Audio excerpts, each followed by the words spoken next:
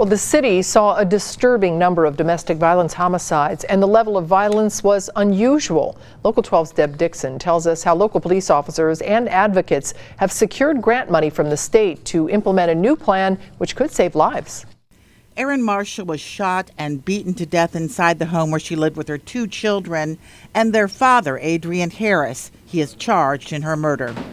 These are the releases for 9 domestic violence homicides investigated by Cincinnati police last year. Like Erin, 5 are intimate partner homicides, where someone who claimed to love the woman is charged with killing her.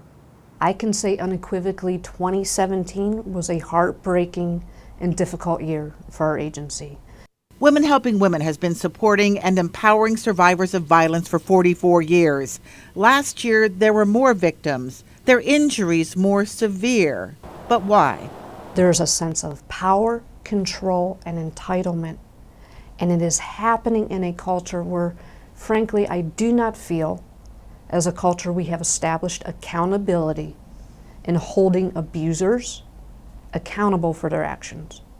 Tanisha Huff tried to hold Gary Box accountable for pointing a gun at her head in September. She got a protection order against him. He also faced 2 domestic violence warrants involving 2 women, including Tanisha, when police say he killed her in October. What can we do that's different? Because we cannot repeat 2017. The answer could be DIVERT, the Domestic Violence Enhanced Response Team that will go into effect later this month, funded by the Ohio Attorney General's office. Officers dispatched to domestic violence runs will screen the victim.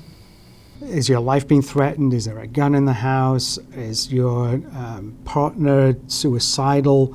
These kinds of trigger things that really alert us to the possibility that this could become a fatal encounter. Then the DIVERT team could be called to the scene. Often what you have is an officer will come in, they'll make an arrest, and then we're leaving a victim really out in the open. What are they going to do? Who can they call? Who can they rely on? Advocates will show up at the moment of trauma. The hope is it can save lives in 2018. Deborah Dixon, Local 12 News. And Women Helping Women is such a wonderful and important organization. They have a 24-hour hotline, and that number is 381-5610.